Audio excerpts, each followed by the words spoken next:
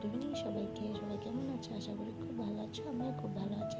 আজকে আমি তোমাদের সাথে যে রেসিপিটা শেয়ার করতে চলছি সেটা অনেকই ইজি বানাতে, আর খুবই অল্প টাইম লাগে আর খুবই সহজও।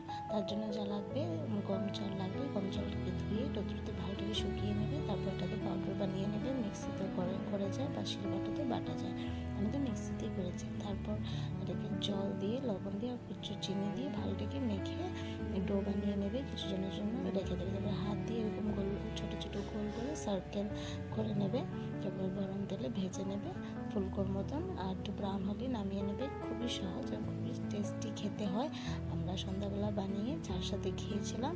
তোমরাও নিশ্চয়ই ঘরে ট্রাই করবে, খুবই টেস্টি হয় বানাতে, আর অনেক কম টাইম লাগে আর কি, তাই বলছি। আর যদি আমার ভিডিওটা ভালো লেগে থাকে নিশ্চয়ই লাইক করবে, সাবস্ক্রাইব করবে আর শেয়ারও করে দেবে। আর যদি কিছু নাও ভালো থাকে সেটাও কমেন্ট করে জানাবে। Thank you for watching.